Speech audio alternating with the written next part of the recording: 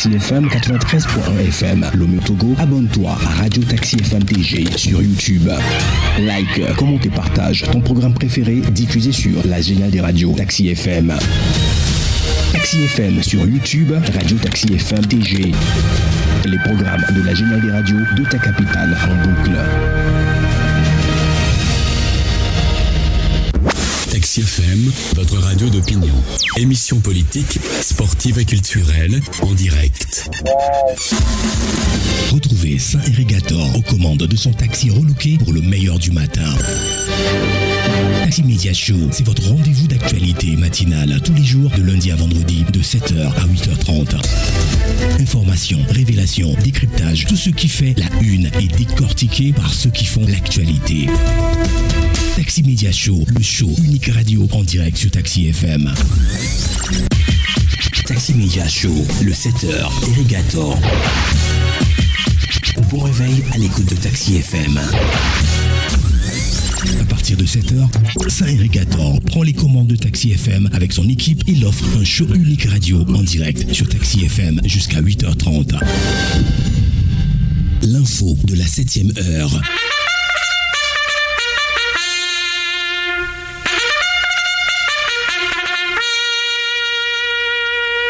7h, 8h15, Irrigator et les rédactions sont à l'antenne pour le show du matin. Bienvenue, bonjour à tous. La suite de la matinale, c'est l'aventure de notre super Taxi Media Show. C'est le dernier numéro de la semaine. Vous savez, c'est vendredi et puis après, on va se reposer à peu près pour revenir en forme la semaine prochaine. Nous sommes en tout cas très heureux de vous retrouver à ce matin. Taxi Media Show, aujourd'hui c'est vendredi, bien entendu, vendredi 5 juillet 2024. Bienvenue à tous. Taxi Media Show, Irrigator. Alors, dans les prochaines minutes, notre tour d'horizon traditionnel des rédactions. Nous avons retenu visiter à 3 rédactions ce matin.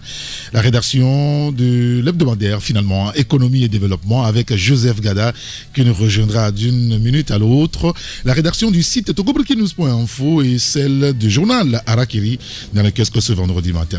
Et puis, comme on l'a dit, le débat de ce matin tournera autour donc, des résultats aux différents examens de fin d'année. Vous avez été donc nombreux à souhaiter intervenir sur le sujet. On vous donnera la parole ce matin. Comment expliquer les résultats en deçà des attentes aujourd'hui? Ce sera sur le 92 60 81 81 pour le direct. Alors ceux qui souhaiteraient donc nous envoyer des messages, il faut déjà commencer par les formuler et envoyer le tout sur notre numéro de messagerie. C'est le 93 94 96 64. Bienvenue. Taxi Media Show, première marche. Et nous démarrons la revue de presse avec l'hebdomadaire Le Changement dans les kiosques ce vendredi. Invention et innovation au Togo, une unité d'implémentation des résultats de recherche et d'innovation boostée ou pour booster le secteur. Le confrère en parle, vous lirez l'article dans le journal pour avoir les précisions sur le sujet. Nouvelle mobilisation contre la constitution de la 5e République. Faure Gnassingbé et son régime désavoué par les contestataires. Le confrère revient sur le sujet, vous lirez l'article dans le journal. Et puis quoi encore, la Lonato avec l'auto matinale, on en a suffisamment parlé à l'antenne bien entendu, et puis le jeu promo challenge réabonnement fibre Togocom récompense, donc une trentaine de lauréats. Les détails allaient donc dans l'hebdomadaire Le Changement dans le kiosque ce matin. Il y a le journal Libération qui est aussi dans les kiosques ce jour. Notre confrère revient sur la journée de l'artisanat togolais.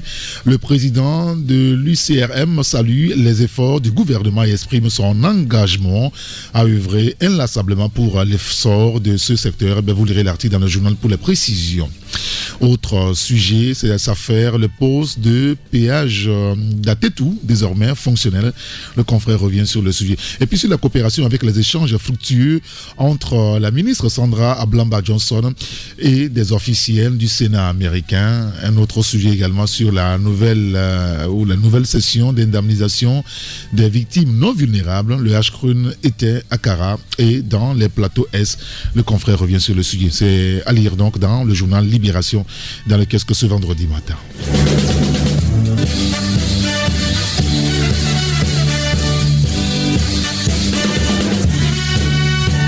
Et notre première rédaction, me dit-on, qui est avec nous, c'est la rédaction du site togoburkinews.info. Nous accueillons Didier Assogba. Bonjour Didier.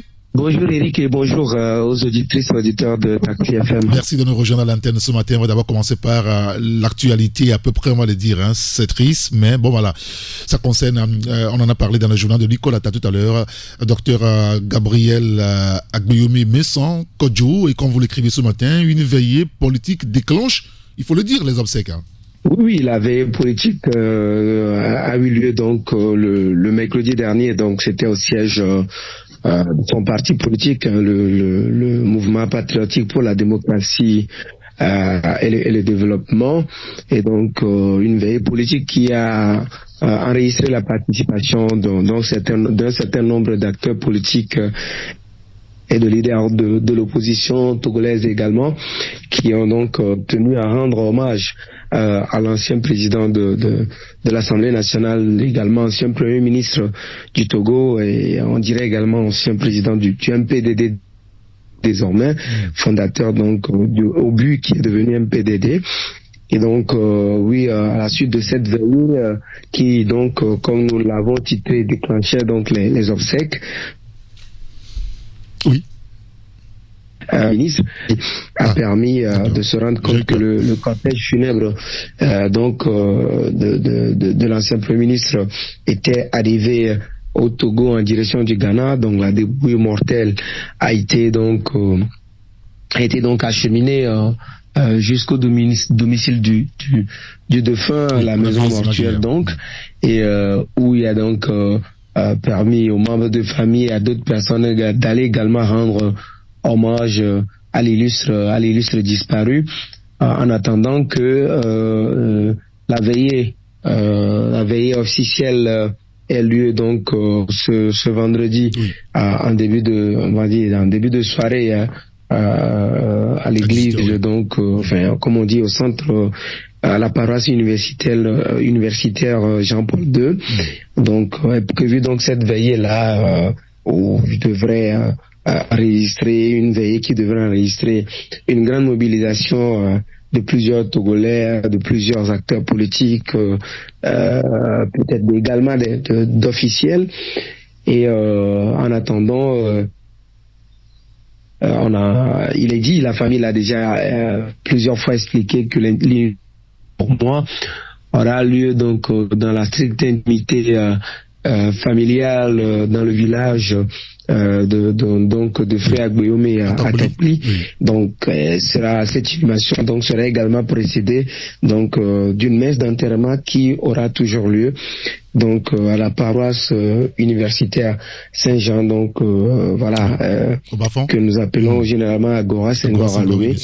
Donc voilà à peu près ce qu'on peut dire sur les obsèques en cours actuellement de l'ancien Premier ministre togolais Messan Agbeyomi Kodjo. D'accord, très bien, on a compris. En tout cas, on lira l'article sur votre site togoburkinews.info pour avoir les autres détails. Alors, l'autre sujet sur lequel vous revenez aussi ce matin, Didier, c'est par rapport donc au développement humain et beaucoup plus sur les raisons de la performance du Togo, hein. A été rendu public ce rapport, et surtout avec cette cérémonie que le Togo avait organisée pour lancer donc ce rapport sur le plan national. Donc plusieurs se posaient la question sur le classement du Togo. Donc vous êtes sans savoir que le rapport 2023-2024 classe le Togo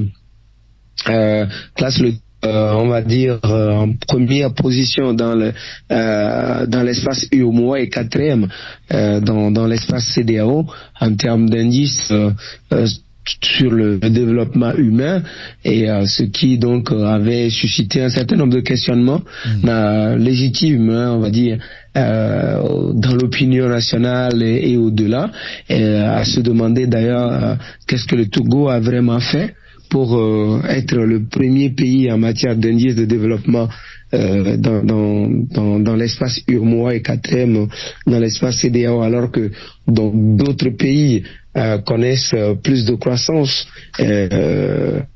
numérique, on va dire, le Sénégal, la Côte d'Ivoire et autres. Et donc par l'entremise du ministère de la planification du développement a décidé donc de clarifier les efforts ou de revenir sur les efforts que le Togo a eu à faire pour être classé par le programme des Nations Unies pour le développement pays, donc en termes d'indice sur le développement humain dans l'espace, avec un score de 0,557. Et donc il revient que le Togo a travaillé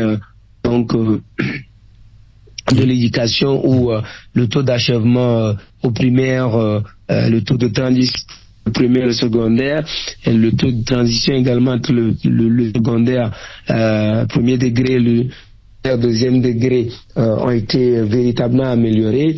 Le Togo a également travaillé en matière sanitaire où on a un certain nombre de structures sanitaires a été amélioré. On a souligné la construction donc en cours de plusieurs hôpitaux mères et enfants à travers le pays, la réhabilitation d'un certain nombre de centres hospitaliers et qui a permis donc d'augmenter la fréquentation même de ces centres hospitaliers là. Et les ministres Sandra Johnson et Yawa Kwigan, donc, qui expliquait cette performance du Togo, également souligné que le Togo a également travaillé sur l'espérance de vie également, qui est passée actuellement, enfin, qui est monté jusqu'à 61,6 ans pour le Togolais. Et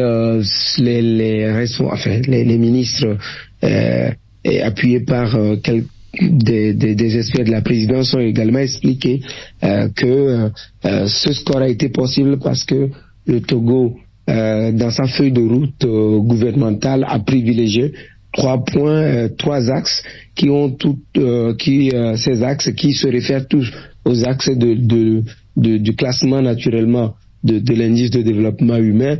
Et donc ce qui fait que les résultats obtenus lors de la mise en œuvre donc de la feuille de route gouvernementale ont permis donc de cocher plusieurs cases dans les indicateurs qui entrent donc dans le classement donc de l'indice de développement humain. Et à la ministre Sandra Johnson de dire que le Togo a fait le choix du développement axé sur l'humain, un développement donc qui concerne la vie de tous les jours, les besoins humanitaires de tout être humain, ce qui ne devrait pas être comparé axé sur la croissance, qui permet à d'autres pays d'être naturellement en avance sur le Togo, mais parce que le Togo travaille au jour le jour à toucher le vécu quotidien, et ça a permis justement d'engager ces chiffres-là qui ont permis finalement au pays d'améliorer donc son classement ou maintenir son classement si vous voulez, en étant premier pour la cinquième année consécutive en termes de ce classement-là, sans oublier que il y a encore des efforts qui doivent être menés sur plusieurs autres plans. Et les responsables, enfin, la délégation gouvernementale et l'équipe qui les accompagnait ont promis donc de continuer à travailler sous la houlette du chef de l'État, à améliorer les conditions de vie des Togolais, de façon à ce que le Togo puisse devenir un pays moyen en termes d'indice de développement humain dans les classements à venir. D'accord, très bien, on a compris. Bien, écoutez, on lira l'article sur votre site togobrikenews.info. Didier, avant de vous laisser partir, je voulais vous interroger sur le tirage au sort de la prochaine Coupe d'Afrique des Nations qui aura lieu donc au Maroc. Et puis les éperviers ont hérité d'un groupe, on va dire, un petit peu relevé, hein. Oui, un groupe un peu relevé pour les éperviers du Togo quand nous connaissons les performances de notre équipe nationale, le niveau des joueurs, les derniers résultats, le Togo qui a eu donc à rater déjà plusieurs CAN depuis 2017, déjà trois CAN consécutives, le Togo n'a pas eu à participer, et donc le pays qui se voit être logé dans le groupe E des éliminatoires de la CAN 2025 qui devrait se jouer au Maroc, le Togo est logé dans le groupe E aux côtés donc de l'Algérie déjà qui nous pose, qui nous avait posé de sérieux soucis à Lomé en nous battant par 4-1 et est parti pour être champion d'Afrique à l'époque. Et donc l'Algérie se retrouve dans notre groupe. Nous avons également dans notre groupe la Guinée équatoriale. On a vu cette équipe-là qui a été tout feu tout flamme, on va dire, lors de la CAN Côte d'Ivoire 2000 qui a été jouée cette année 2024. L'équipe bissau-guinéenne, voilà, qui avait humilié l'équipe ivoirienne, même si l'équipe ivoirienne a fini championne de la compétition. La Guinée autant pour moi, la Guinée équatoriale, je parle là de la Guinée équatoriale, le Zalan national, qui est donc également dans notre groupe. Et nous avons également l'équipe du Libéria, de l'équipe du Libéria, qui nous a également une fois posé des soucis. Avec des difficultés, on a eu à arracher une qualification face au Libéria en 2017, notre dernière participation à la CAN. Et donc voilà, ce groupe-là, un peu compliqué, que le Togo aura affronté.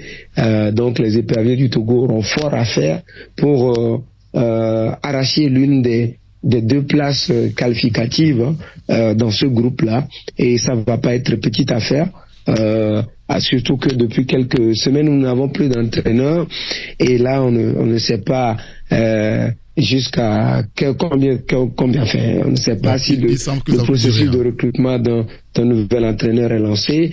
Il y a beaucoup de spéculations qui ont cours actuellement dans l'actualité concernant un nouvel entraîneur pour le Togo et ici. Donc voilà, le groupe est déjà connu.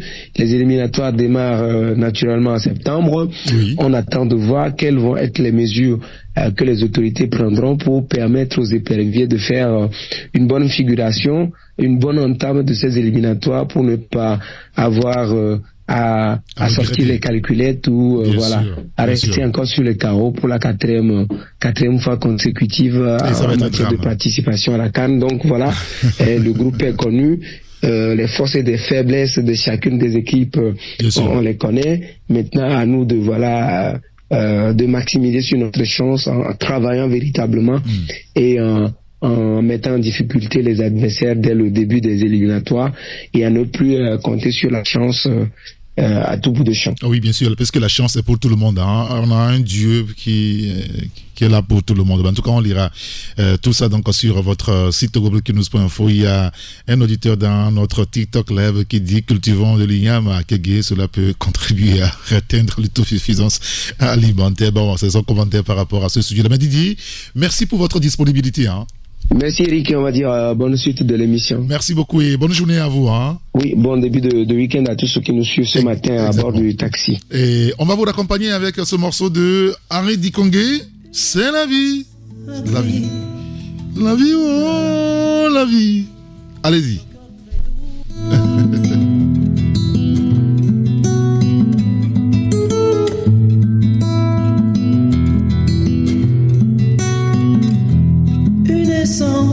Un cri, une douleur, un bruit, un cœur très doux, ami, un cœur qui bat la vie.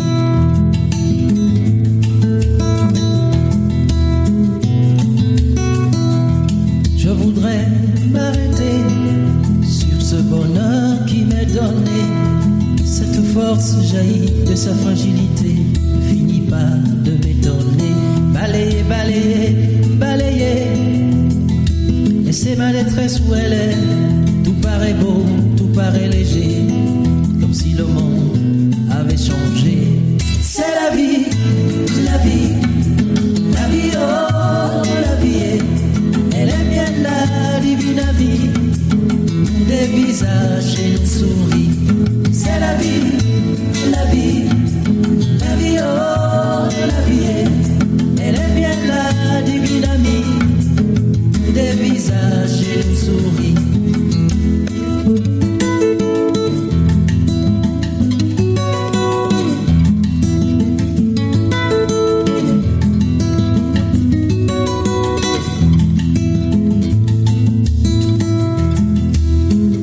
Elle est bien Je souris parce que il y a Olivier, lui, qui réclame déjà son gospel. Olivier, bonjour. Bonjour, cher grand citoyen d'État, Eric. Et bonjour à tous les beaux et belles passagers et du plus beau taxi matinal Taxi FM. C'est bien ça. Vous restez avec nous quelques secondes, le temps de dire aux auditeurs que dans les kiosques ce vendredi, il y a, attendez, le journal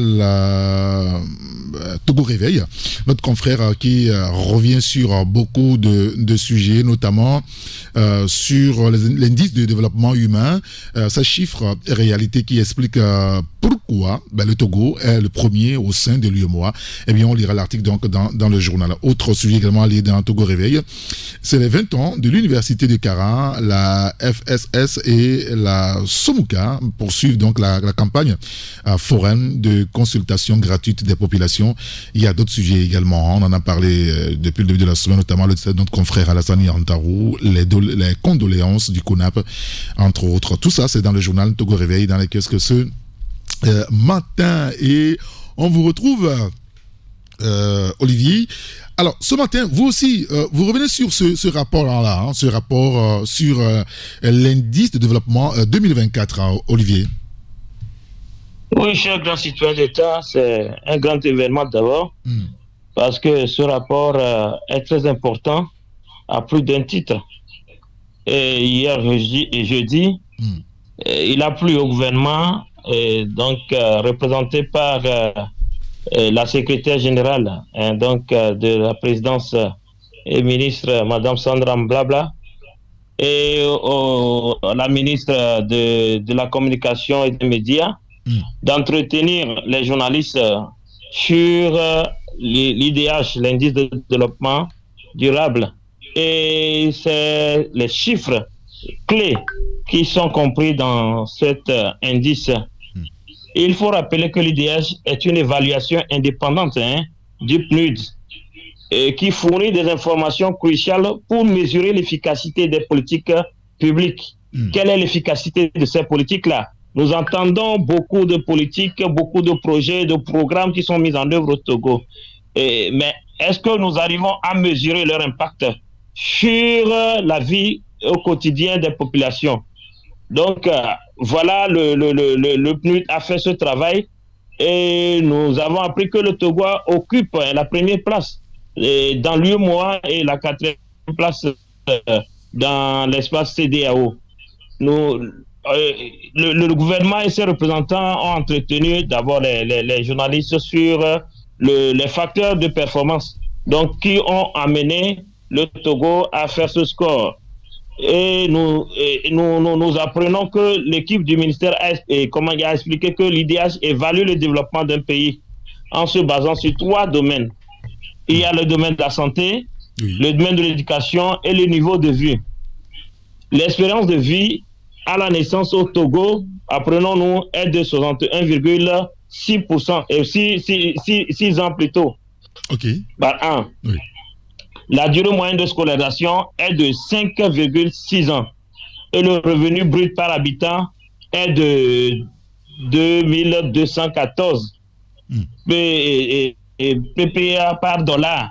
D'accord? Le score global du Togo a atteint ainsi 547 plutôt, ce qui permet au Togo d'occuper cette première place dans l'espace UEMOA. Ils nous ont aussi entretenu sur la question des investissements qui sont réalisés dans le pays depuis un certain moment, et nous apprenons que entre 2020 et 2024, il y a eu une augmentation de 48% par rapport à l'investissement, c'est-à-dire du budget national par rapport aux investissements qui sont effectués. Il y a aussi l'engagement et les efforts du gouvernement, donc qui ont été présentés aux journalistes, et la question de la communication ou de la place de la communication est aussi revenue, parce qu'il est important que nous, en tant que professionnels des médias, nous puissions avoir une maîtrise des chiffres et de tout ce qui donc entre en jeu dans ce classement. ce qui nous a été présenté. Et il faut dire que le Togo, malgré le fait que dans les changements ne sont pas encore notés, il y a quand même de façon structurelle et beaucoup de choses qui sont réalisées et des projets de construction des hôpitaux mères et enfants. Nous avions eu des projections sur ces projets-là qui sont très avancés et les routes, des milliers de kilomètres de routes qui ont été réalisées ou réhabilités plutôt ou renforcés. Et d'autres secteurs qui ont bénéficié d'importants investissements.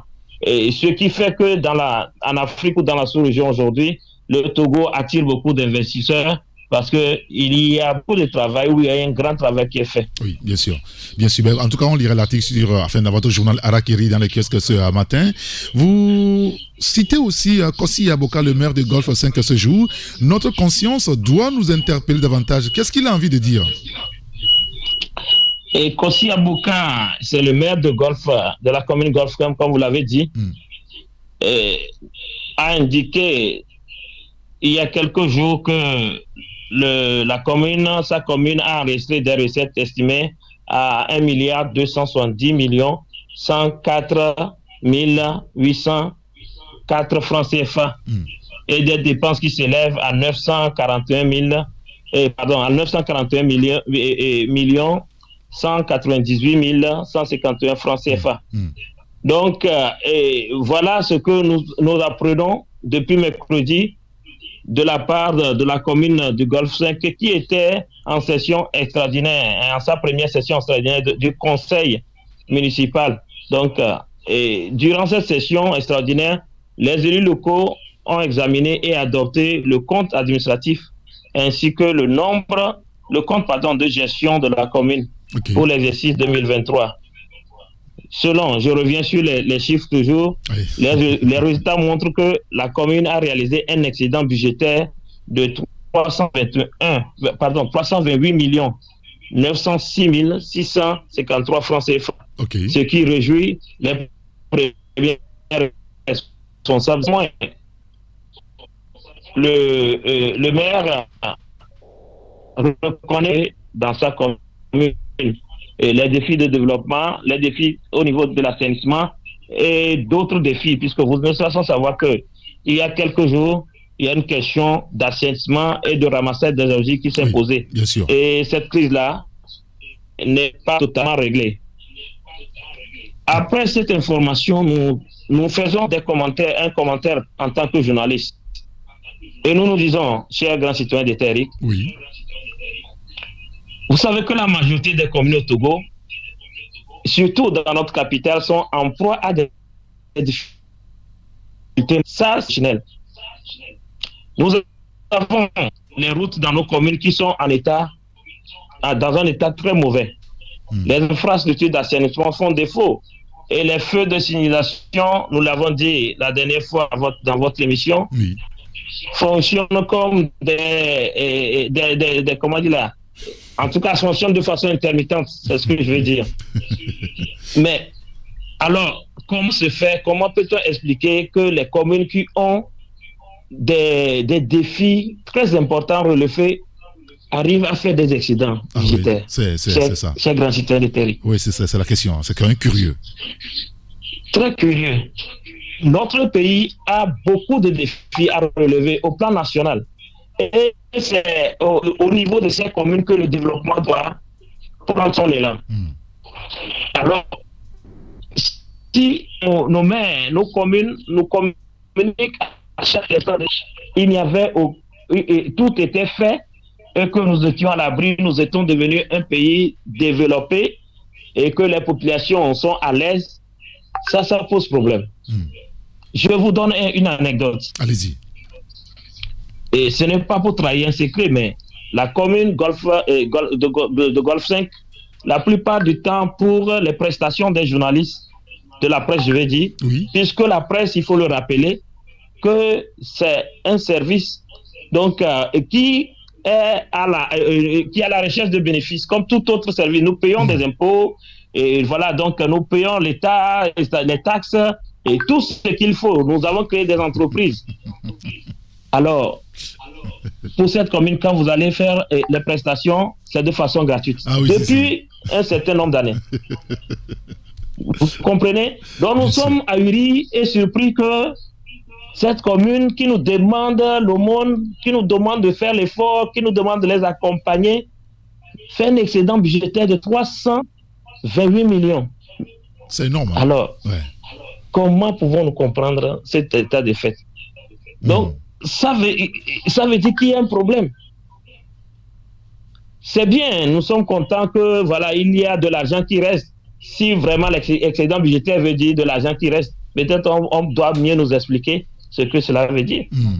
Mais s'il y a de l'argent qui reste, comme si tous les problèmes étaient réglés, tous les défis étaient relevés, là, il y a des questions en tant que citoyen qu'on doit se poser. D'accord, très bien. Mais écoutez, on lira en tout cas tout cela dans votre journal Harakiri qui est dans les kiosques ce vendredi matin. Et puis, Lomé et ses enfants mendiants, vous avez fait une enquête sur un phénomène qui dérange véritablement, Olivier. Le phénomène dérange, cher grand citoyen d'État. Oui, si. Et c'est la commune du Golfe 1 qui a commencé par a tiré la sonnette d'alarme. En mai dernier, le maire de la commune Golfe 1, je veux parler de M. Joseph Kwame Gomado, laissait entendre qu'il fallait mettre fin au phénomène d'enfants mineurs et mendiants au carrefour et dans les rues de sa commune. Donc, il a décidé, il a donc fait sortir un communiqué disant qu'il interdisait la présence des mendiants dans les rues de sa ville ou de sa commune, je veux dire. Parce que selon lui, ça montre avant tout une image très négative de sa commune. De deux, c'est que ça crée ces sources d'accidents, ces sources d'insécurité, parce que certains voleurs, certains brigands se faufilent parmi ces enfants et cambriolent ou du moins braquent des citoyens donc en circulation. Mais est-ce qu'il fallait les laisser donc en l'air, ne pas les accompagner? Il y a eu des mesures quand même qui ont été prises par cette commune qui a aménagé un endroit pour eux, pour leur prise en charge, pour leur offrir des dortoirs, un petit quelque chose à mettre sous la dent de temps à autre et un accompagnement, donc un encadrement, je veux dire. Mais il faut se rappeler aussi que la CNDH, la Commission nationale des droits de l'homme, a mené aussi une enquête sur la question. Et cette enquête est très intéressante et je vous invite à chercher le journal, à lire les chiffres.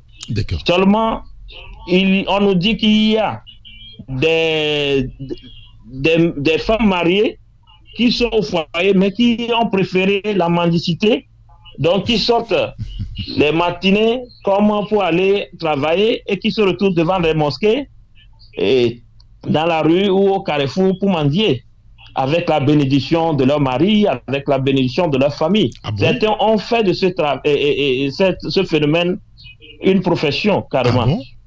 Donc, oui, bien sûr, mon cher ami. Terrible. L'identité de ces enfants aussi, on dit donc qu'il y a 56,2% de ces enfants qui sont de nationalité togolaise. Donc, finalement, la majorité, parce que nous croyions avant que voilà, c'était des étrangers, des Maliens, des Mauritaniens ou voilà, des Nigériens qui mendient dans les rues de Lomé. Mais archi faux. Il y a 56,2% de Togolais, d'enfants togolais et il y a 25% d'enfants nigériens et 18% d'autres nationalités africaines. Donc, voilà entre autres les chiffres que la CNDH fournit. Et fait des recommandations aussi à l'endroit de l'État parce que ces enfants parfois sont victimes de brimades et de trafic dans la rue. Bien sûr. Vous avez des gens qui viennent profiter de leur naïveté pour les impliquer dans des activités criminelles. Oui, bien sûr. Bien sûr. Donc l'État doit prendre sa responsabilité pour pouvoir essayer de trouver une solution au problème parce que de toutes les façons, ça ne donne pas une image agréable à la capitale togolaise. Oui, ça c'est une évidence. Ben, écoutez, on lira tout ça donc dans votre journal Arakiri qui est dans les kiosques ce vendredi matin. Merci beaucoup Olivier Adja. Merci, cher grand citoyen d'État, et vous savez que c'est toujours un grand plaisir pour nous d'être en direct avec vous. Exactement. Alors, vous avez souhaité un morceau de Gaël. Alors, on en a 3 ici, vous allez choisir. Il y a Silou, El Shaddai, et puis Sans Pareil. Vous choisissez lequel? El Shaddai. El Shaddai, très bien. On va vous jouer El Shaddai. Merci beaucoup et bonne journée à vous. Hein. Oui, mais El Shaddai, Adonai, le Dieu tout-puissant, le roi compatissant. Bon, je m'arrête là. Allez, bonne journée. À très vite sur la radio. Le Bénin, El Shaddai, le Dieu sans fin, je lui dois ma délivrance, il est ma puissance. Le Dieu de mes espoirs, qui me fait voir tous ses exploits, en lui je crois. Je me trouve une place devant sa face, El Shaddai trouve sa demeure dans mon cœur. Laisse-moi t'écrire un chant d'amour. Restons ensemble pour toujours. Jésus, laisse-moi t'écrire un chant d'amour. Restons ensemble pour toujours. Il a mis fin au règne de mes souffrances, ainsi qu'à mes errances, dans les mauvais jours et devant tous mes défis. En lui je me confie, et quand je crie El Shaddai, il me répond. De lui ma vie dépend. Je l'aime, je l'adore. Je l'aime, je l'adore. Oui, c'est Olivier nous a balancé dans une autre dimension avec Gaël El Shaddai sur la radio Taxi FM Lomé. Bon, aujourd'hui, on a trouvé la vraie chanson pour Joseph Gada également, puisqu'il parle d'économie et de développement. Bonjour, cher grand citoyen d'État Joseph. Bonjour, Eric, depuis la belle ville de Djablé. Et bonjour également à tous les fidèles auditeurs de Taxi FM. Bah, vous pensez que Djablé, c'est une belle ville? Mais attention, Djablé n'est plus Djablé de 90. Djablé est devenu une grande ville de Lomé. Je pense qu'à peine 15 minutes de Lomé, oui. Notre souhait, c'est que bientôt nous sortons de Thévié, parce que actuellement nous sommes sous Thévié. Oui, vous voulez pour qu'on puisse nous rattacher aussi à la capitale. Vous voulez dans la capitale? Oui, nous voulons venir de la capitale parce que de temps en temps, si nous avons des activités à faire, il faut aller à Thévié. Et de Thévié à Thévié, ça fait au moins quelque chose de 10 km. Alors que Lomé, ici, à peine est de 5 à 10 minutes de nous. Vous voyez déjà, donc je pense qu'il serait mieux qu'on rattache à Djablé à Lomé au lieu d'aller à Thévié ou aller même à Thévié. Les voies d'accès sont très, très, très difficiles. Oui, ça c'est vrai. En tout cas, c'est ma prière. Priez fort. Priez fort. Priez fort. Non, nous allons prier. Déjà que Olivier déjà a demandé un gospel. Oui. Je pense que c'est bien un début. Alors, on vous a appelé ce matin pour nous aider, n'est-ce pas, à comprendre certains sujets. On en a choisi 2 ensemble. D'abord sur le développement humain et puis sur le soja. Et je voulais qu'on commence avec le soja et la campagne de production 2024-2025 du soja qui est officiellement lancée beaucoup plus à Guérin-Kouka avec plusieurs défis à surmonter. Hein. Oui, Eric, la semaine passée, précisément, je crois que c'est le 28 juin passé, et la campagne 2023-2024 du soja, c'est de la production du soja, a été lancée à Guérénfouka, autour du thème la mécanisation de la production du soja, facteur d'augmentation de la productivité.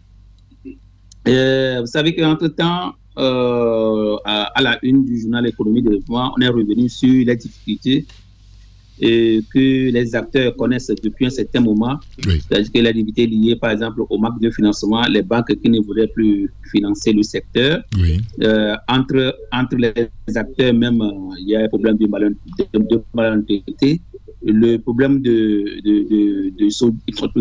d'engrais qui s'oppose, et autres. Donc, ça a vraiment failli donner un peu de difficulté quand même au lancement quand même de cette campagne, parce que vous savez que nous sommes en période agricole et quand les choses ne sont pas réunies, et c'est très difficile de lancer quand même cette campagne. Mais je pense que les acteurs, à travers le conseil d'administration du conseil interprofessionnel de la filière soja du Togo, ce conseil quand même a essayé de prendre les taureaux en demandant aux acteurs de lancer quand même la campagne de production du soja, et au moment où, au fur et à mesure que les choses se passent, on pourrait quand même résoudre les problèmes, parce que c'est vrai que les prix ont commencé, mais les prix ne vont quand même pas atteindre les problèmes. Et lors du lancement, je pense que le président du conseil a réitéré quand même son engagement à ce que les autorités quand même puissent intervenir pour que cette saison aussi soit plus productive que les autres saisons. Vous savez très bien qu'en 2023, le Togo a produit 260 000 tonnes de soja. Wow. Et nous croyons que ces problèmes seront résolus le plus tôt possible. Pour que de 260, l'ambition c'est d'atteindre au moins 300 000 tonnes cette année. Et nous croyons que quelques des solutions ont été trouvées au secteur. Je veux parler de la filière du coton. Certainement que le gouvernement est encore regardant pour pouvoir trouver rapidement les solutions afin que les producteurs togolais qui sont engagés puissent quand même dans les jours à venir, peut-être ou bien à la fin de la campagne, nous produire tel que nous l'avons déjà dit, moins les 300 000 tonnes de soja. C'est très important parce que vous savez, quand on parle de l'agriculture, le soja fait partie au lieu des filières porteuses, et c'est très important que le gouvernement s'engage. Vous savez que le Togo aussi est le premier pays exportateur du soja vers l'Union européenne dans le monde. Oui, bien sûr. Et c'est très important que le gouvernement puisse quand même accompagner ce secteur. En tout cas, nous serons là.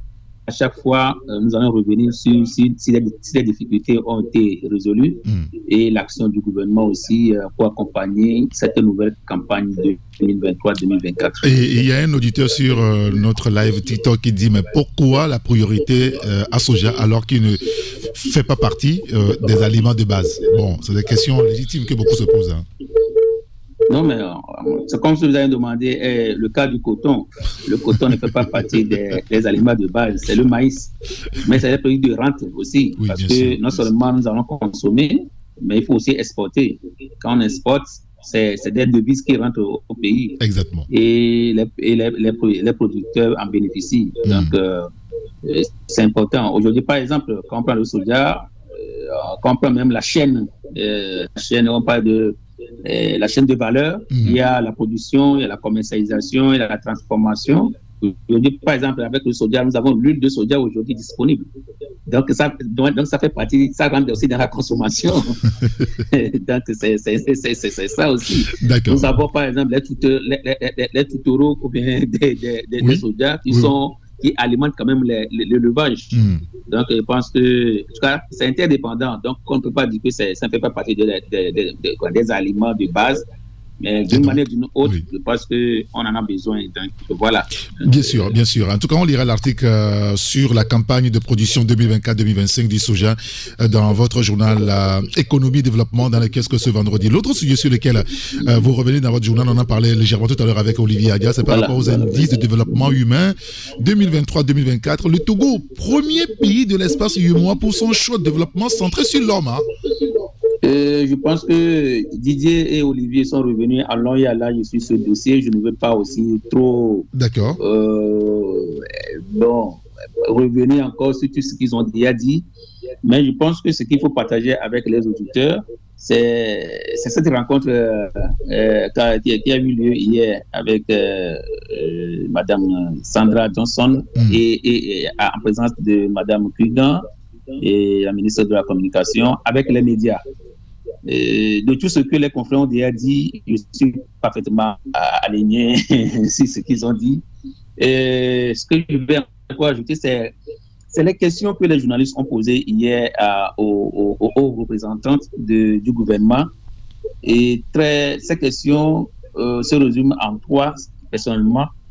Il y a la santé, il y a les logements et puis l'assainissement. Et au niveau de la santé, je pense que depuis un certain moment, nous vivons une scène, que ce soit... Bon, je ne voudrais pas aussi dire... Bon, mais je pense que tout le monde sait ce que je voudrais dire. Bien sûr. De France 24. Bien sûr. Et les confrères sont revenus en long et en large sur ce reportage et ce qui se passe effectivement au CHU et comment est-ce que le gouvernement arrive quand même à y remédier.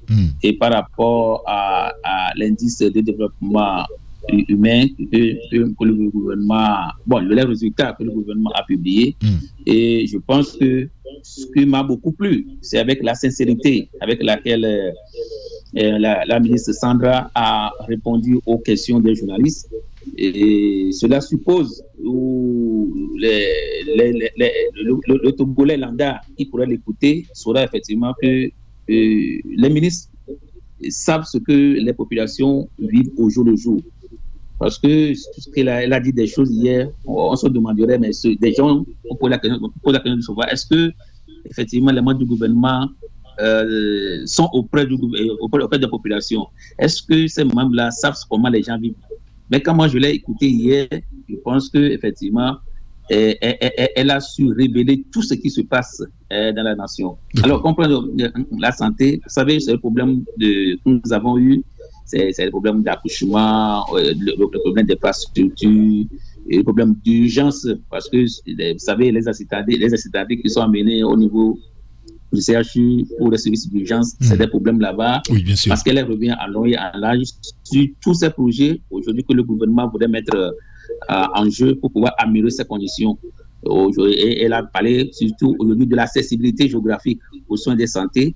C'est-à-dire qu'il y a beaucoup de centres de santé qui sont construits partout dans les préfectures, dans les milieux ruraux, pour que quand même les populations aient assez centres de santé. D'accord. Donc c'est pour cela que même le titre que nous avons dit, c'est un développement axé sur l'homme. Oui. Donc elle a parlé du problème le programme plutôt Wezu, où plus de 400 000 femmes bénéficiaires et plus de 200 000 accouchements effectués ces femmes ont été assistées. Elle a parlé également du renforcement du personnel médical, des infrastructures sanitaires, parce que les confrères d'hier sont revenus dans l'an sur les 6 hôpitaux mères enfants en construction déjà.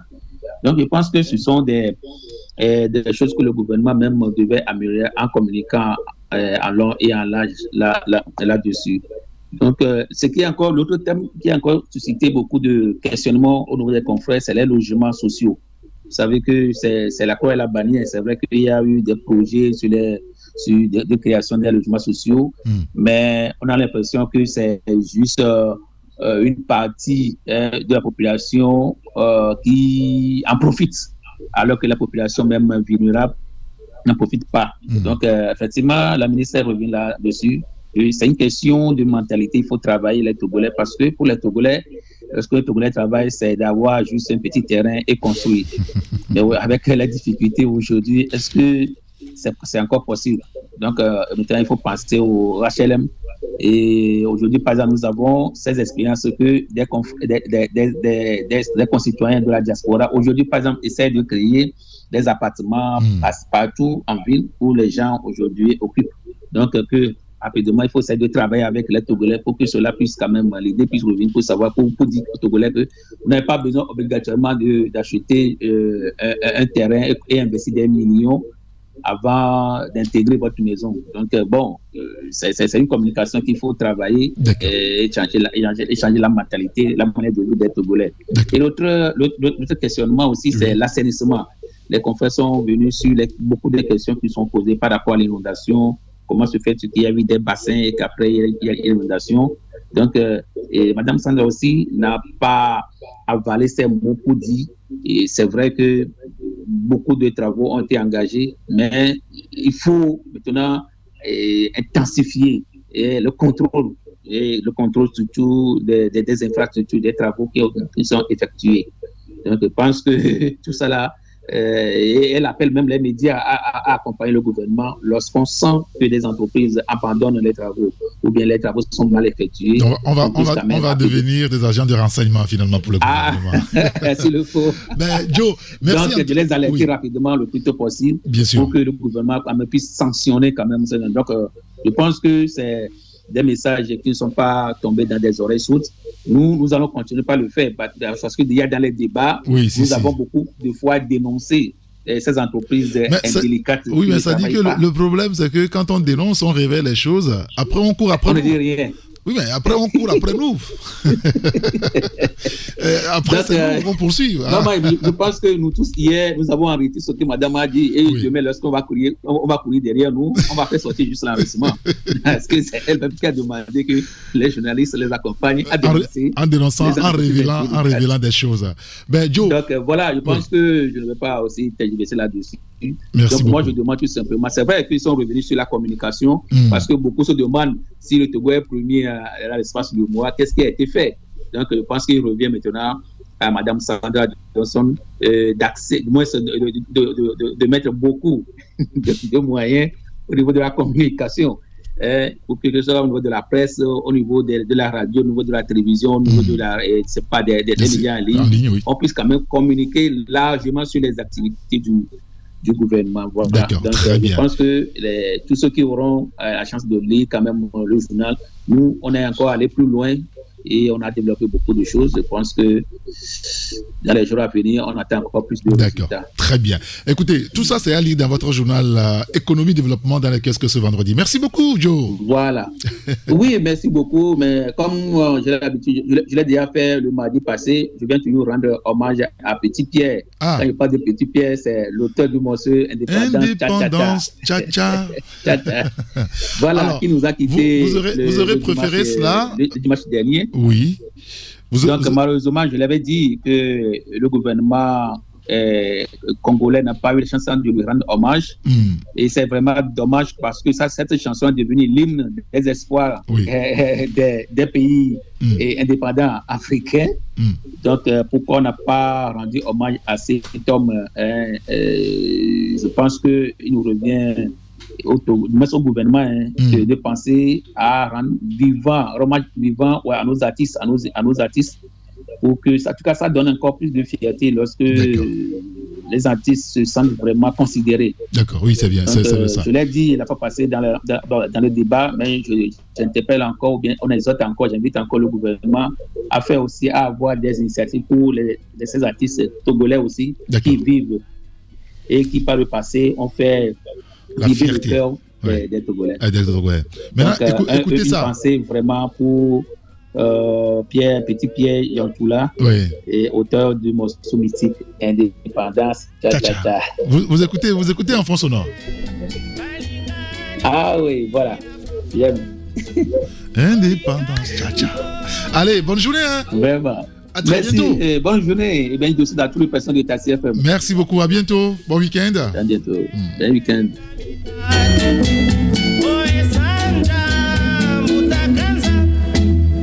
Indépendance, Tcha-Tcha, Tozumiye. Koti Kwanza, Tcha-Tcha, Tubakide. Otabero, Tcha-Tcha, Baganyeo. Onipanda.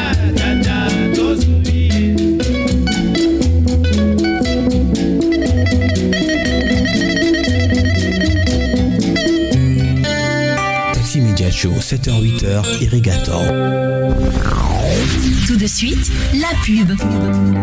La vie est meilleure quand on a droit au bonheur. Et le bonheur se vit au quotidien quand on a une sauce qui nous rafraîchit le corps. Voltique, une eau minérale naturelle avec une alliance unique de sels minéraux et son goût inaltéré pour procurer une santé de fer. Produit au Togo, certifié ISO 22000, prix international du meilleur goût, la bouteille de Voltique est 100% recyclée car notre engagement est de contribuer à un monde propre et meilleur.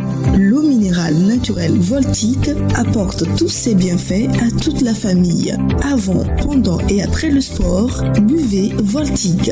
Ne dites plus haut, dites Voltique. Ici La Voix, la Maison des Secrets vous ouvre ses portes sur Canal+. 15 candidats vont être réunis pendant 8 semaines avec chacun un secret à garder. Chaque semaine, c'est vous qui allez choisir ceux qui vont continuer l'aventure. À la fin, il n'en restera qu'un. Secret Story, c'est du lundi au vendredi à 18h15 sur Canal+ Pop et 24h/24 sur le canal 99. Psst, on a un secret. Pas si secret.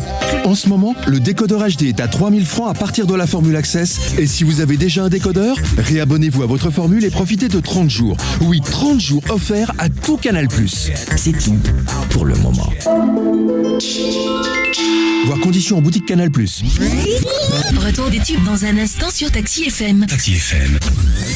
À partir de 7h, Saint-Irrigator prend les commandes de Taxi FM avec son équipe. Il offre un show unique radio en direct sur Taxi FM jusqu'à 8h30. Taxi Media Show, deuxième marche. Avant le débat de ce matin, juste vous rappeler qu'il y a encore dans les kiosques, et avec nous ici en studio des journaux, d'abord l'éveil de la nation, le confrère aussi qui évoque l'indice de développement humain 2024, la bonne performance du Togo expliqué à la presse. Diffamation publique, Ebomaf porte plainte contre Egunchi Beyanzin. Le confrère revient sur le sujet. Il y a d'autres sujets également qu'on pourra lire dans le journal L'éveil de la nation. Nous on fait un coucou à notre confrère Sam Djaba ce matin. Et le dernier journal avec nous, c'est Temps Nouveau, on vient de l'avoir. Là aussi, on salue notre confrère Acha Ibrahim, Temps Nouveau, qui parle de la sécurité routière, l'excès de vitesse, source de drame sur les routes, avec une image qui illustrait parfaitement donc, la situation. On lira l'article à la page 3. Pour colportage de fausses informations et diffamation publique, le groupe Ebomaf assigne Egunchi Beyanzin en justice. Le journal en parle, préfecture de Meaux. Un projet d'aménagement d'une cascade menace la paix sociale.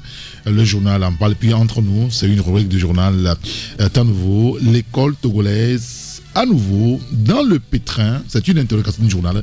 Vous lirez donc l'article là dans le journal Temps Nouveau dans les kiosques ce vendredi. Alors on va récapituler très rapidement les journaux qui sont dans les kiosques ce matin. Vous avez outre Temps Nouveau, il y a l'éveil de la nation, vous avez le changement, Arakiri aussi dans les kiosques ce matin, économie et développement, vous avez le journal Libération, Togo réveil aussi dans les kiosques. Et on n'oublie pas de jeter un coup d'œil sur le site togobreakingnews.info. Il est 8h14, bientôt 15 minutes. Dans quelques secondes, vous avez la parole.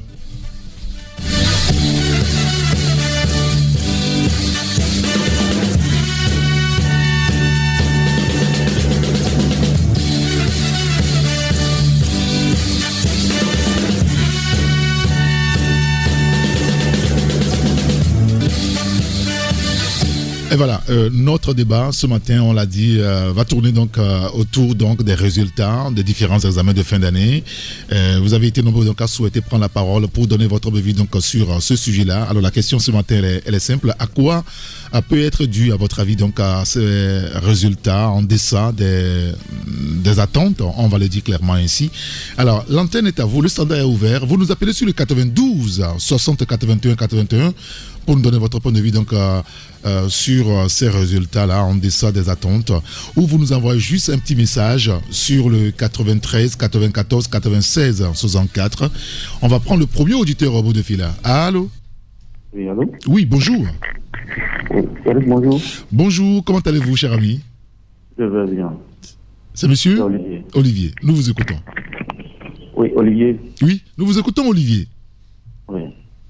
Moi, je sais que ce phénomène arrivera au Togo. Pourquoi vous dites ça? Ah oui. Eric, je ne te cache rien. J'étais passé par là. J'étais un enseignant. Ah bon, allez-y, confessez. J'ai 3 ans dans l'enseignement de 2006 à 2009. Sincèrement, moi je savais que le Togo aura ce genre de problème. Avec cette histoire de sursoir le usage de bâtons en milieu scolaire. Les enfants ont catégoriquement laissé le cahier. Ils ont refusé d'étudier. Et avec notre nouveau thème, l'APC, qui demande d'accompagner les élèves, quand bien même au cours du devoir ou bien de l'examen, la réponse n'est pas là, mais tant que l'idée y est d'accorder les points, vous avez vu, les années antérieures, nous avions obtenu un pourcentage élevé des résultats. Bon. Cette année, les résultats ont chuté. Et on se lamente. Pourquoi? Non, on ne doit pas se lamenter. On ne doit pas se lamenter. Parce que la vie, c'est le haut et le bas. Oui. Quand on obtenait ces pourcentages de par les années antérieures, on souriait. Oui, mais c'est normal, non, Olivier? C'est normal, parce que quand le train est à l'heure, il n'y a pas de problème. C'est quand il est en retard qu'on cherche à savoir pourquoi est-ce qu'il est en retard. Aujourd'hui, un élève fête son anniversaire. Un élève fête un événement heureux. Oui. Tu le demandes, quel cadeau désires sur ce que je t'offre? Il te demande des smartphones. Alors qu'en réalité, il doit demander à avoir des livres, par exemple, pour des trucs didactiques. Dans le temps, nous, on demandait des documents, des livres. Oui, bien sûr. Oui. Je salue de passage certains professeurs de l'université de Lomé, M. Benouga, de la faculté des lettres, M. Guy Soré. Ah oui. C'est des gens qui nous donnaient des documents à lire et que vous leur suppliez, monsieur, on a tel exposé à présenter. Non, mais on ne trouve pas le document, on ne trouve pas le livre au CCF. Est-ce que vous l'avez? Et ils vous le donnent. Après la présentation, vous revenez leur remettre cela. Aujourd'hui, les élèves, ils sont tous sur le net. TikTok, WhatsApp, Facebook, oubliant leur cahier. Est-ce que nous devons avoir? Et avec cette histoire aussi de congé de détente, c'est la première expérience. Hein? Oui. Oui, c'est la première expérience. Il va falloir faire un diagnostic profond pour connaître l'origine du problème qu'on a aujourd'hui. Il y a un auditeur qui nous dit ceci, ces résultats ne sont que la résultante d'un système qui ne tient pas, mais qu'on force. Oui, c'est ce système ne tient pas, mais que nous forçons effectivement. L'auditeur a raison. Je te dis, aujourd'hui, moi, dans mon quartier, à la veille des examens, moi, je voyais des élèves s'amuser encore dehors.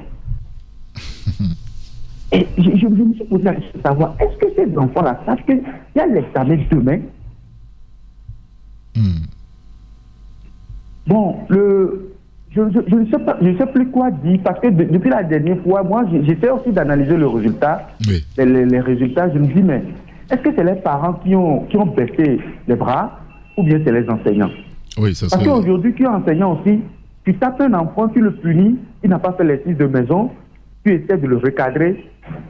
Le parent vient jusqu'à dans l'établissement pour te menacer. Hein. Ça continue cette histoire-là? Ça continue. Mais comment ça? Ça continue. Allez dans les écoles privées voir. Ça continue. Il y a certains parents, je me suis dit, comment est-ce qu'ils ont été à l'école? Aujourd'hui, moi, je rencontre des élèves que moi, j'ai formés dans le temps. Il y a un, aujourd'hui, à Togocom, M. Agossou. Il y a un qui est devenu intendant dans une clinique de la place. Il y a un autre à African Go Online. Quand ils me retrouvent, ils sont heureux. Ils disent, monsieur, dans le temps, vous étiez sévère, vous utilisez le bâton, mais vous nous aviez donné une bonne éducation. Moi, dans le temps, quand tu ne faisais pas les fiches de maison, je te mets dehors, tu restes dehors jusqu'à la fin de l'heure. Le directeur peut arriver, je dis, mais je ne peux pas prendre une heure paressue dans la classe.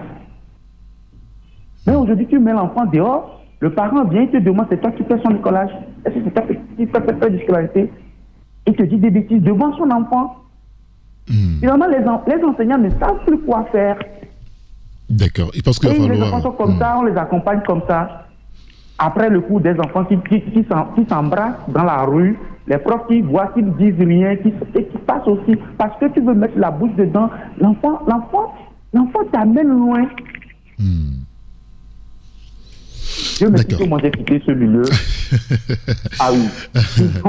Ben écoutez, on va laisser les autres auditeurs. Oui, bien sûr, c'est important. Ce qui se passe dans ce milieu, sincèrement, il faut que nos autorités s'asseyent et réfléchissent. L'éducation togolaise aujourd'hui souffre énormément. Ils essaient de trouver une solution pour avoir de meilleurs résultats demain. Les élèves qui t'envoient des messages une seule phrase, il y a plein de fautes du temps. D'accord, oui, bien sûr. Cette histoire d'abréviation et tout le reste, c'est quand même dommage. Ben, écoutez, Olivier, merci de nous avoir appelés. Passez une excellente journée. Bonne journée à vous également. Et bien, on va laisser la place aussi à 2 auditeurs qui peuvent nous appeler sur le 92 60 81 81. C'est le seul numéro sur lequel vous pouvez nous appeler en direct ou vous nous envoyez donc un message. Ça peut être un message WhatsApp ou un message SMS sur le 93 94 96 64. Il y a un auditeur qui nous dit le taux de réussite est dû aux nombreuses réformes. Les enseignants n'ont plus le pouvoir ou n'ont plus de pouvoir sur les élèves et ils laissent les élèves faire leur volonté car cela ne touche pas à leur salaire. Il faut revoir sérieusement les multiples congés qui sont aussi source de distraction, dit donc cet auditeur-là. Allô? Allô. Bonjour. Le grand comment allez-vous, cher ami? Ça va, c'est Passato. Monsieur Passato, nous vous écoutons. Oui, moi, je me laisse la responsabilité au ministre, le ministre Kokoroko. C'est lui le responsable? Pardon? C'est lui le responsable? Oui, parce que maintenant, là, dans l'éducation, là, il n'y a pas à faire de bâton dans les établissements maintenant. Moi, je suis technicien au lycée de Tokoin même. J'étais allé là-bas pour travailler une fois là. Il y a examen, mais les élèves utilisent le portable, ils manipulent le portable. Donc, je dis que, au lieu de prendre le cahier et faire la révision, comme moi je voulais parler là, l'enseignant me dit que je ne vais pas mettre ma bouche là-bas. Les élèves commencent à me gronder en même temps. Wow. Et moi aussi, je me suis retiré. Parce que nos enfants là, ils n'apprennent pas. C'est sur l'internet seulement. Comment nous pouvons éduquer nos enfants comme ça?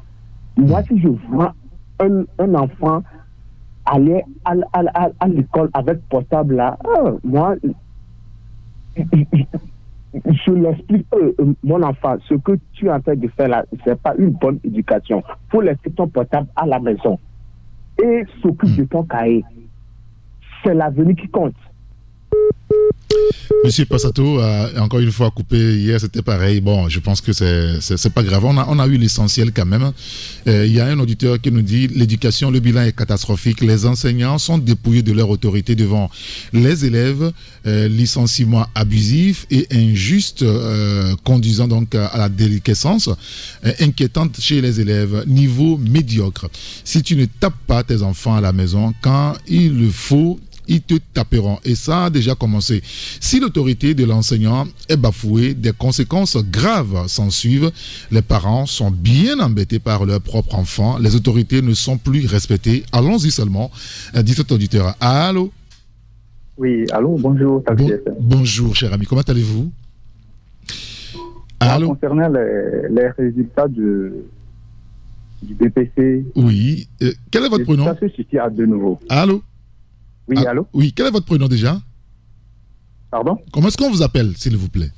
Mon nom c'est Daniel. Monsieur Daniel, très bien, allez-y. Moi, je vois que ça se situe à 2 niveaux. D'abord, le système APC. Oui. Et le refus du bâton dans le milieu éducatif. D'abord, les élèves, sachant très bien qu'on ne peut pas le taper, ils se donnent à n'importe quoi, à embêter même les professeurs. Un élève qui peut dire à son professeur qu'il a remarqué talent. Ah bon? Ah oui. Oui. C'est pas vrai. Nous remarqué talent. Juste parce que il était distrait et on l'a interpellé. Il dit, mais tu as remarqué talent. C'est pas possible. Ce professeur-là ne peut que le laisser dans ses bêtises. C'est pas possible. Maintenant, le système APC, vous allez voir que l'année passée, les résultats étaient tellement bien. Oui. Donc, les élèves se sont dit, bon, si ce n'est ainsi, ils peuvent lâcher parce que à une question, il faut juste que l'idée y est. Donc, les élèves ont baissé la garde. C'est ça qui donne ces résultats-là cette année. Parce que ceux qui étaient en 4e l'année passée ont vu que les autres ont réussi. Bon, quand tu fais un petit effort, on te donne le point. Donc, ils ont baissé la garde et puis voilà ce que ça a donné cette année. Donc là, on en appelle finalement à la responsabilité des autorités et aussi des parents d'élèves. On va pas laisser nos enfants uniquement que dans les mains des enseignants. Ah. Monsieur Daniel. Oui, allô? Oui, j'ai dit, les parents ne peuvent pas laisser l'éducation que dans la main des enseignants. Le comportement des élèves à la maison et le comportement de ces mêmes élèves dans les établissements, c'est deux comportements différents. Ah, ok. À la maison, ils présentent un autre visage et à l'école, c'est un autre visage. Les parents, quand tu invites un parent à la maison, il vient te dire que non, que ce comportement-là, que lui n'a jamais su que son enfant est comme ça.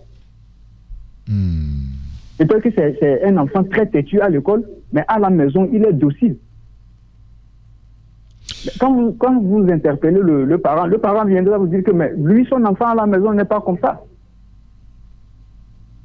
D'accord. Donc, quelque part aussi, il n'y a pas les parents aussi doivent suivre. Au moins, le parent, au moins dans un mois, peut aller une fois à l'école voir comment son enfant travaille. Oui, bien sûr.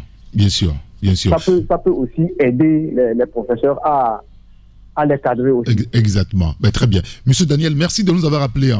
Passez une excellente journée. Il y a un auditeur qui nous dit, avec l'APC, le parent est conscient du niveau de son enfant, mais on l'annonce qu'il a réussi et voilà, on annonce qu'il a réussi et il est content. Ce n'est pas seulement donc les privés, les enseignants où l'enseignant n'a plus d'autorité, dit donc cet auditeur-là. Un autre qui nous dit, je recadre ton enfant et tu appelles le numéro vert. Quelle éducation! Il faut faire revenir le bâton à l'école et enlever cette histoire de congé de détente. Comment donc un autre auditeur dans notre live TikTok, il y a un auditeur qui nous dit « Notre système éducatif est malade du fait que, de nos jours, le bâton est prohibé dans les établissements scolaires, mais pas de punition. Les enfants sont laissés à eux-mêmes. Plus de respect aux enseignants par les élèves, des élèves qui ont en permanence les écouteurs à l'oreille. Les portables sont devenus donc leur ami intime. Dans ces portables, rien que des inutilités, des vidéos porno, des chansons dépravées qui détruisent donc les mœurs. La démission des parents qui ne sont jamais à la maison pour surveiller l'éducation de leurs enfants. Un parent qui rentre toujours à la maison à 22h ne peut jamais suivre l'éducation de son enfant. Et bonjour les dégâts, dit l'auditeur. Nous appelons donc nos autorités pour le retour du bâton à l'école. Voilà.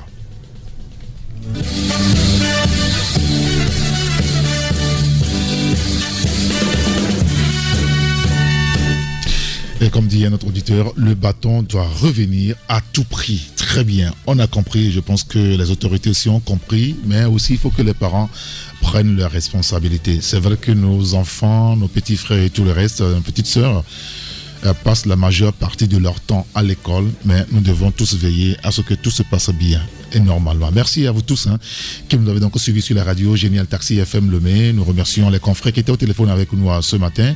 Joseph Gada, Olivier Adja et on a eu en début Didier Assoba. C'est quel morceau? En bas à l'ouest. Ah non. Ah, c'est ce qu'on avait prévu pour Joseph Gada. Mia Yagblé. Michou,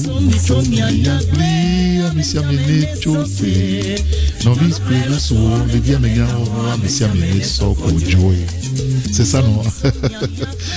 Merci à vous tous, merci à vous de nous avoir suivis, merci à tous ceux qui étaient donc sur notre compte TikTok, merci à Justo, à Gouvé qui a assuré la mise en onde. Appelez-moi Saint-Irrigator, j'aurai le plaisir de vous retrouver un peu plus tard dans la journée. À très vite, au revoir.